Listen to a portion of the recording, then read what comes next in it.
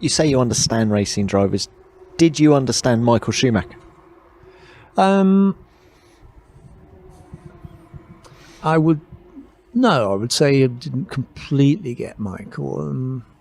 I didn't. I raced. I was thrown in the deep end with Michael at the beginning of his career, as was Ayrton.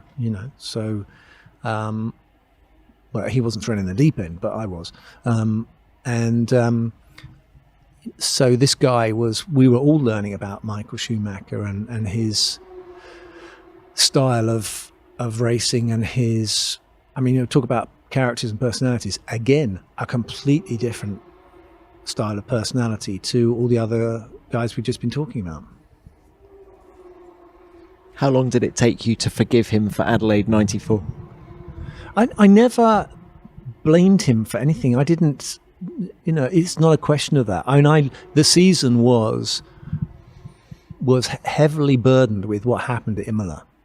And I was put to the test in 94 in so many different ways. And I never started the season expecting to be in a title showdown with Michael Schumacher. I thought I would be tagging on to Ayrton's coattails and doing a good job as a number two, and maybe if I'm very lucky, I could have, put him in the shade a couple of times, but that would be almost beyond, any reasonable belief. It was, and there I was in a showdown with Michael for the title, and I thought I gave it my best shot, and it didn't turn out. And what did happen was controversial, and I think surprised everyone. Certainly surprised me. But you come round, I can't remember what corner number it was, but you come round that left-hander and he's suddenly going so much slower than you. Yeah. I thought, I'm going to overtake him. But you didn't think he must have a problem to be going that much slower. No, you don't have time. I'm not that clever, Tom. No, you are, Damon. Honestly, I think a lot of people because in hindsight, with the benefit of hindsight, Damon, if only you'd waited. Completely, of course.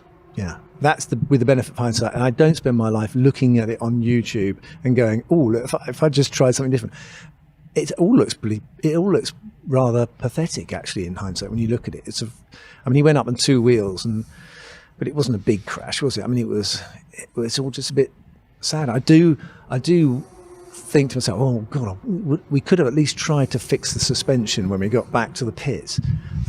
We never know.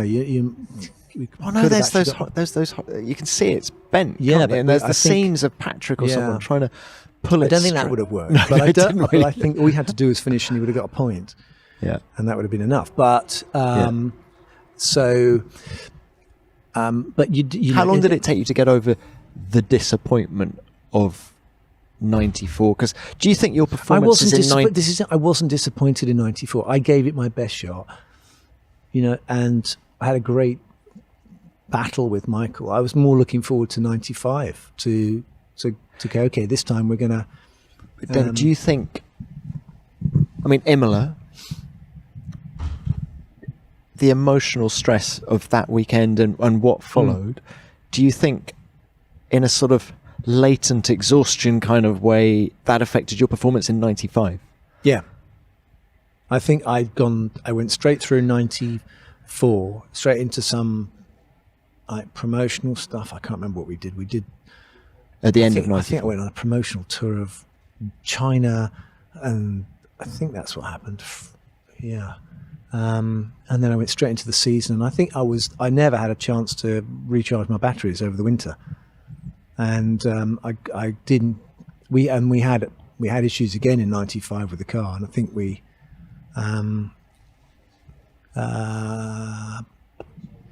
It wasn't as seamless as it should have been, and then I got into the wrong end of a lot of other collisions with Michael, and I think 95 was a disastrous year. Although I won races, I was up there, but I was put on the ropes by Michael, and he kept on punching me.